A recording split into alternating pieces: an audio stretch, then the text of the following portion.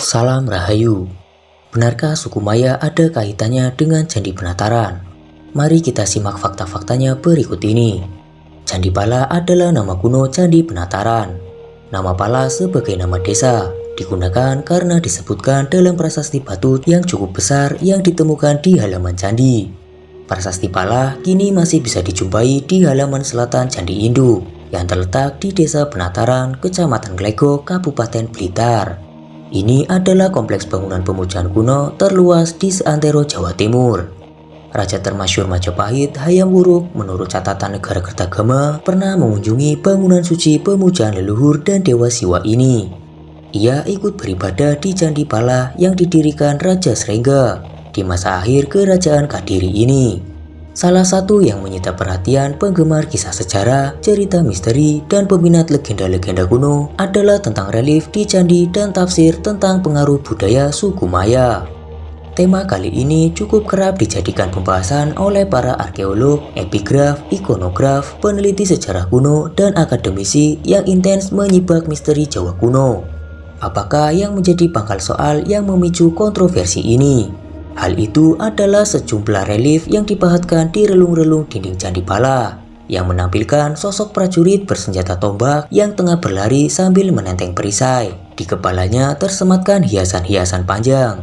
Diduga itu adalah bulu-bulu unggas.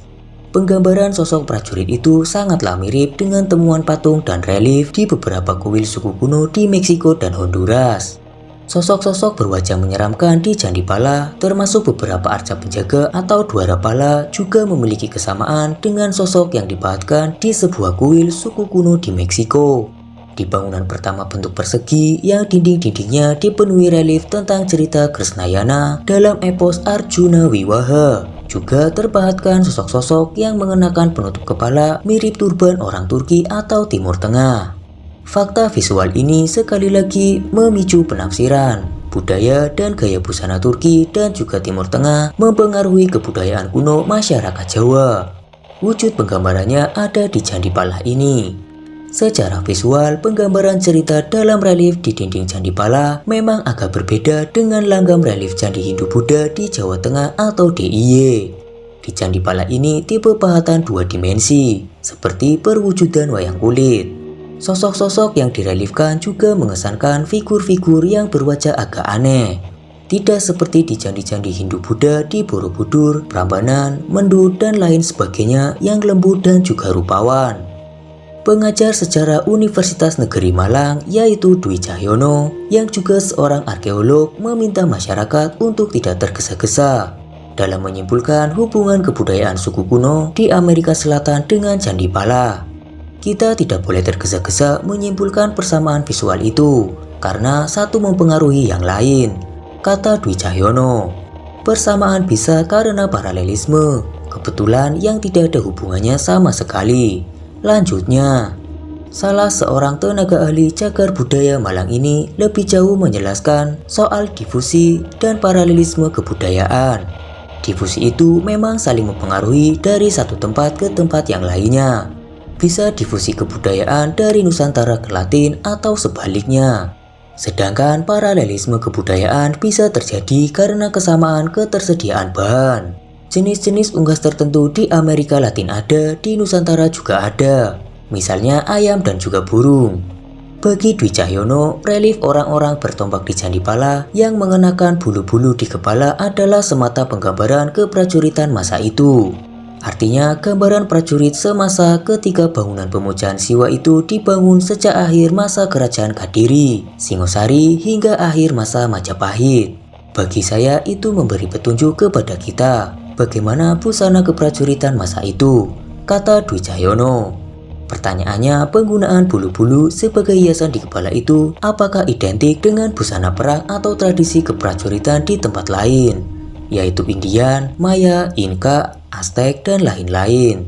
Sekali lagi, kita tidak perlu tergesa-gesa menyimpulkan persamaan itu, tegas Cahyono.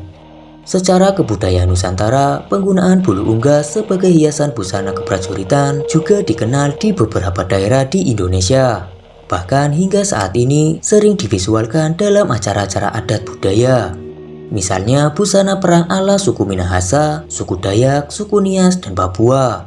Di Jawa, dalam beberapa jenis tarian lokal di Yogyakarta dan Jateng juga menggunakan bulu unggas sebagai hiasan kepala, kelat bahu, dan penutup pinggang. Dwi Cahyono menambahkan selain hiasan bulu unggas, relief di Candi Pala sebetulnya juga menggambarkan penggunaan semacam baju zirah atau pelindung tubuh para prajurit. Baju pelindung baik dari kulit tebal maupun logam ini juga sudah dikenal sejak zaman Jawa kuno. Istilahnya warman atau parman atau harmas. Pengaruh kebudayaan dari India cukuplah kuat, juga dari budaya Cina. Ikhwal tafsir kaitan suku kuno Indian dan Candi Pala juga ditepis pakar Jawa kuno era Majapahit, yaitu Profesor Dr. Agus Aris Munandar. Bahwa ada pengaruh asing di relief itu betul. Akan tetapi mengaitkan dengan suku kuno di Amerika Selatan baginya tidak relevan. Bagaimanapun ketika bangunan itu dibuat, masyarakat di Kadiri, Singosari, maupun masa Majapahit sudah berinteraksi dengan suku-suku lain yang berdatangan.